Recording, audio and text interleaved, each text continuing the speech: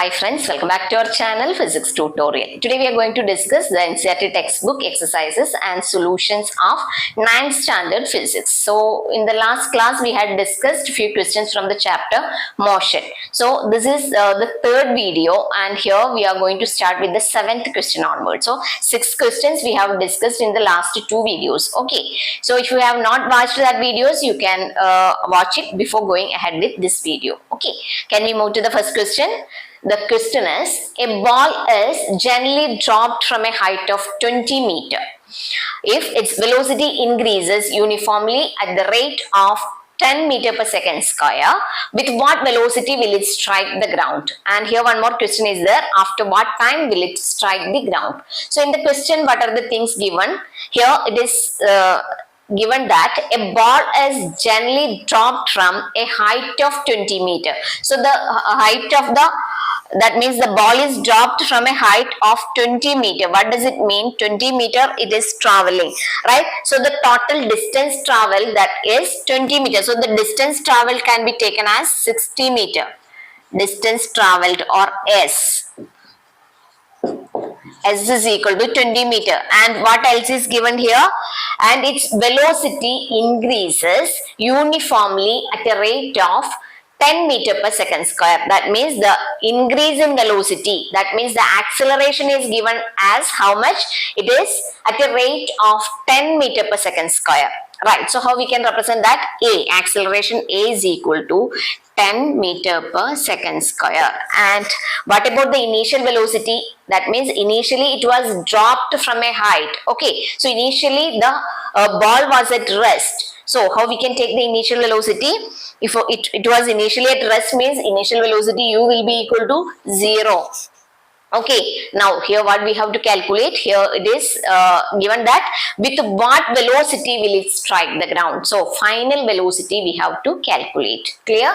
So we have to calculate. And one more question was there, which was that after what time will it strike the ground. So the time also we have to calculate. So these are the two things that we have to calculate. The given data are S is given, that is 20 meter, acceleration is 10 meter per second square, and initial velocity, that is U is equal to 0, because initially that ball was dropped from a height. So initially it was at rest. So we can take U as 0, and here we have to calculate V and T. So in such a case, which equation can be used? So first of all, we have to find the equation which we can use in such a situation.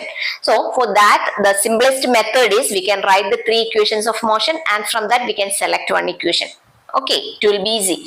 So here we have the 3 equations of motion, that is V is equal to U plus AT, then S is equal to UT plus half AT square, then 2AS is equal to V square minus U square. Now, which equation can be used to find V? Here we have A, U and S. So, which equation can be used here? Yes, the final equation. This will be easy, right? So here we can use 2AS is equal to V square minus U square, third equation. That is, suppose 2AS is equal to V square minus U square. We can substitute the values. So what we will get here? 2AS means 2 into 10 into S is 20. Right, that will be equal to V square minus 0.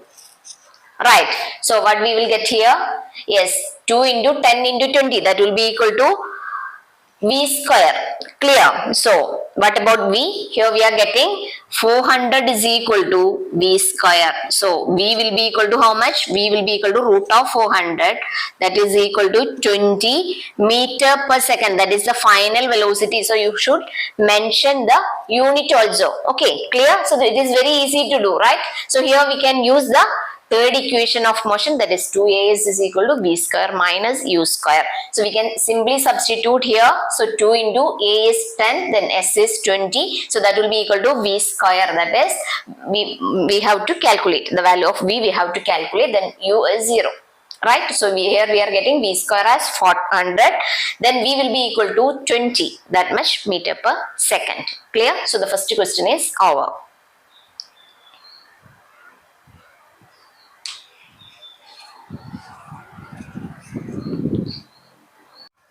Now we have one more question in that. Okay, what was the question? Here we have to calculate the time. Okay, so when it will reach the ground, so that we have to calculate. So here the given quantities are u, a and then we have now. Okay, so u is 0, a is 10 meter per second square, and final velocity we have calculated now, that is 20 meter per second. So how we have to find t? Time we can calculate. Okay, so which equation can be used here?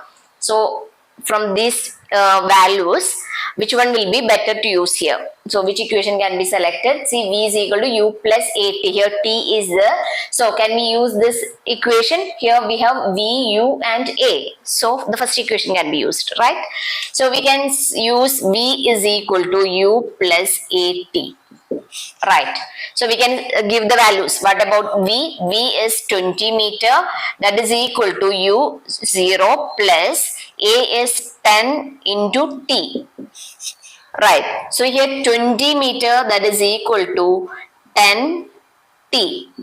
Okay. So what about t? T will be equal to 20 by 10. That is equal to 2 seconds. Right. So the unit we are taking as second. So t is 2 seconds. So after 2 seconds only the ball will strike the ground with a velocity, final velocity of 20 meter per second. Okay. So that was our question. So suppose we are getting such a question, you can use any of the three equations. So which one is easy to use, that can be selected. And in these equations, only one quantity will be unknown, right? So that can be calculated easily by using this equations of motion. Clear? Now we can move to the next question. The question is, state which of the following situations are possible and give example for each of these. The first case is an object with a constant acceleration but with zero velocity. And the second case is an object moving with an acceleration but with uniform speed. And the third case is an object moving in a certain direction with an acceleration in the perpendicular direction. So here three situations are given, and we have to state which of the situations are possible. Okay, so the first case is an object with a constant acceleration but with zero velocity. Is it possible or not? So can we say that an object has zero velocity but even then it has a constant acceleration? Is it possible? Yes, it is possible. If you are taking the example like if you throw a stone upwards, okay, when it reaches the maximum height, what happens there? When it is at the maximum height, what about the velocity there? The velocity will be zero, because there will be no motion for the object at the maximum height. That will be at the rest. Okay. So at that point we can say that the velocity is zero but it has a constant acceleration. That acceleration is due to the gravity. Okay, so that means acceleration is due to gravity. That will be 9.8 meter per second square. So how we can say that it is possible? And the example is, if an object is thrown up to the air, has a constant acceleration due to gravity acting on it. However, when it reaches its maximum height, its velocity is zero. Okay, so that is the first case. And what about the second case? Here it is asked, an object moving with an acceleration but with a uniform speed. Here there is a uniform speed but the object has acceleration. Is it possible or not? What about that? Yes, it will be possible. So in which situation it will be possible? Yes, when we are considering the circular motion, we have already discussed that, right? So when the magnitude or direction of a particle changes, we can say that that is acceleration. Here we know that the magnitude or direction of an object changes means there will be a change in velocity. Okay, so it is said that there is an acceleration but with uniform speed. Okay, what does it mean? Here actually it is possible because acceleration implies that there is an increase or decrease in speed, and uniform speed means the speed is not changing over time. Okay, but in the case of circular motion, what happens? Circular motion is actually an example for an object which has acceleration but with uniform speed, because here the magnitude will be the same, but what happens to the direction? The direction will be changing at each moment. So an object moving in a circular path with uniform speed is still under acceleration because the velocity changes due to continuous change in the direction of motion. Okay. Now we have the third question. The question is, an object moving in a certain direction with an acceleration in the perpendicular direction. So when the acceleration becomes perpendicular to the direction of motion, that is the question. Is it possible or not? Yes, it is possible, right? So when it is possible, when an object is moving in a circular path, or when object is accelerating in a circular trajectory, we can say that the acceleration is perpendicular to direction followed by the object. So that is the case. So all the three situations are possible. So here how we can answer? It is possible for an object accelerating in a circular trajectory.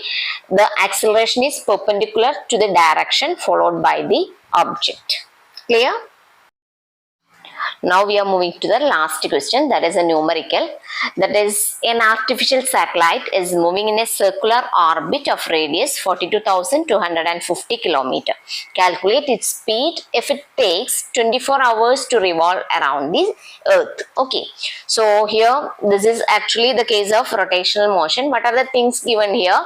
Here an artificial satellite is moving in a circular orbit. Okay, so it has a circular motion and the radius is given here, that is 42,250 kilometer. Here we have to calculate its speed. Okay, and the time taken is 24 hours to revolve around the earth. So how we can calculate the speed? So here we can write the radius as 42,250, and now the distance travel we have to calculate. So this is a circular path. So what will be the distance traveled in such a case? Yes, we have to calculate the circumference. Okay, that is 2 pi r. So 2 into pi into 42,250. Okay, so that no need to calculate that value now, because here again we have to divide it with the time. Okay, so let it be like 2 pi into 42,250 kilometer. That is the circumference. Now, what will be the time taken? Here it is given that 24 hours. And here the values are given in kilometer and hour.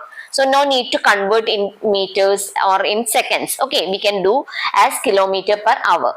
Now, what is the equation for finding speed of the satellite, or the speed in case of circular motion? Yes, speed will be equal to distance by time. So here distance is 2 pi into 42,250 divided by time is 24. Okay, so that value we have to calculate. So what we are getting? The speed of the satellite is 11,065.4 kilometer per hour. Okay, so the satellites orbits the earth at a speed of 11,065.4 kilometer per hour. So that is all about the numerical, and now we can conclude the video. If you like the video, please like, share and subscribe. Thanks for watching.